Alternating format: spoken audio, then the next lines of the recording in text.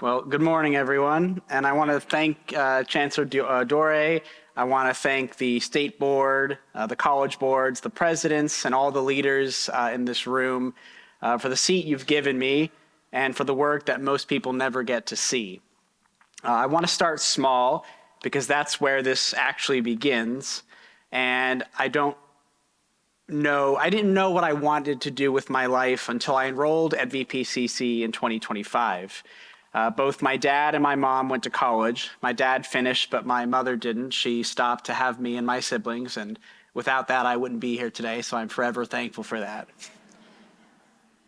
I grew up watching both sides of that, what it looks like when a degree gets finished and what it looks like when life interrupts it first. I didn't walk into VPCC with much of a plan, but I understood something that nobody had to explain to me. That finishing mattered, and that the timeline doesn't have to be straight for it to still count. It was in one of those first classes that I found something that nobody had ever pointed out to me before. Not just a passion for writing, but an actual skill for it. VPCC gave that to me. My professors gave that to me. People in the system, some of you maybe, gave that to me in small ways over and over until I finally ended up believing it. That's what VCCS does.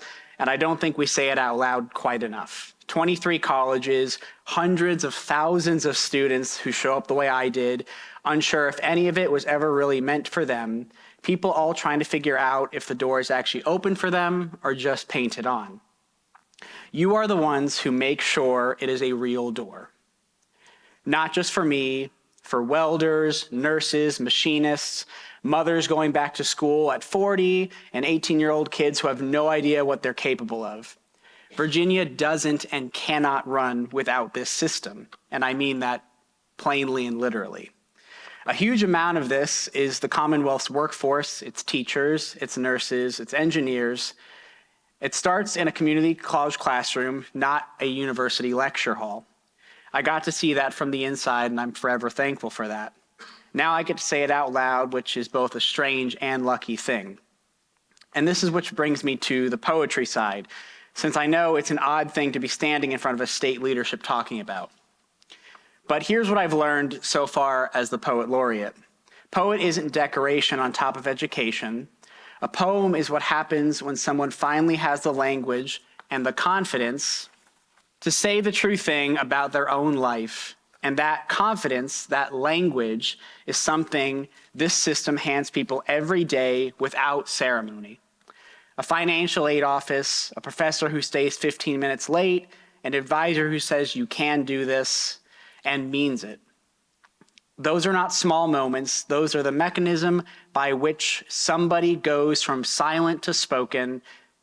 I didn't learn to write in a workshop. I learned it in a hallway at VPCC, being taken seriously by people who had no obligation to take me seriously.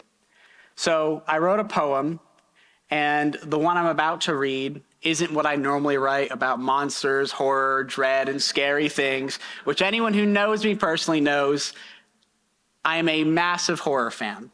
But I wanted to switch it up just a little bit. So here's that.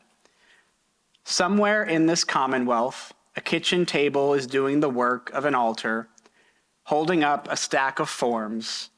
Someone doesn't yet know how to read. Nobody warns you that the future comes disguised as paperwork. As a hallway that smells like coffee and dry erase marker, as a stranger behind a desk who says your name, like it already belongs to something. I have seen the miracle plainly, the way you only ever see the ordinary ones. A professor staying past the hour, a financial aid officer with the light still on, a woman at the front desk who remembers you're the one whose father never finished the 9th grade and treats you like that matters.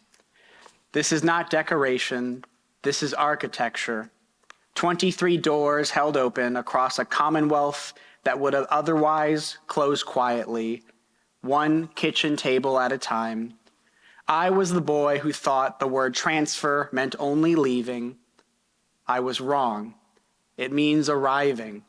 Twice at 2 different versions of myself, neither of them finished, both of them real. So when I say Virginia runs on this, I don't mean the budget line. I mean the hands.